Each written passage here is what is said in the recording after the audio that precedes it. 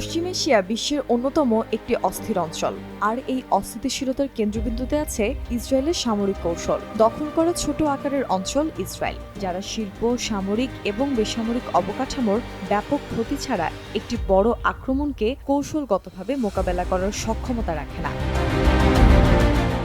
আপেক্ষিকভাবে কল্পনা করতে গেলে প্রায় 22,000 বর্গ কিলোমিটারে অধিকৃত ইসরায়েলের মোট আয়তন ইরানের উত্তর মাজান্দারান প্রদেশের চেয়েও ছোট।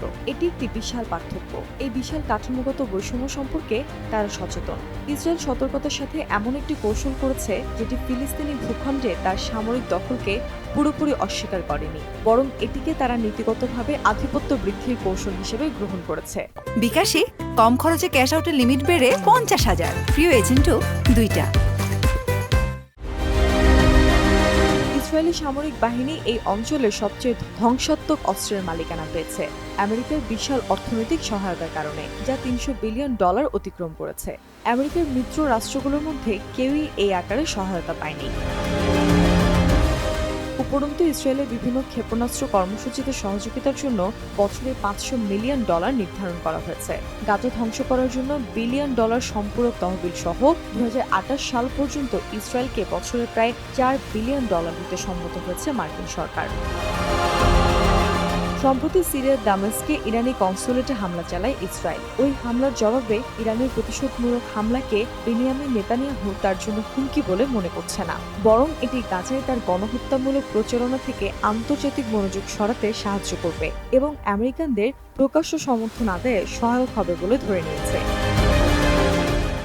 গত 2 দশক ধরে ইসরায়েল এই অঞ্চলে তার একমাত্র প্রকৃত কৌশলগত হুমকিকে দুর্বল করার জন্য আমেরিকাকে ইরানের সাথে যুদ্ধে উদ্বুদ্ধ করার চেষ্টা চালিয়ে যাচ্ছে। কিন্তু নেতানিয়াহুর মন্ত্রিসভার ক্ষোভের জন্য ইরান দক্ষতার সাথে খুঁটি তার কোর্টে টেনে নিয়েছে।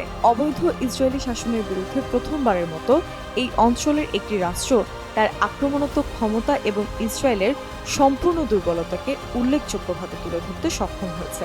এইভাবে তারা ইসরায়েলের বহুল প্রচারিত প্রতিরোধকে ভেঙে দিয়েছে এবং ব্যয়ের বোঝা চাপিয়ে দিয়েছে। এটি তেল আবিবের পশ্চিম সমর্থিত শাসনের জন্য অত্যন্ত ভীতিকর এবং হতাশাজনক চাপ সৃষ্টি করেছে। ইরান ইসরায়েলি সামরিক বাহিনীর মানসিকতার ওপর তার প্রতিশোধের ব্যাপক প্রভাব এবং চাপ বৃদ্ধির সম্ভাবনা সম্পর্কে ভালোভাবে সচেতন ছিল।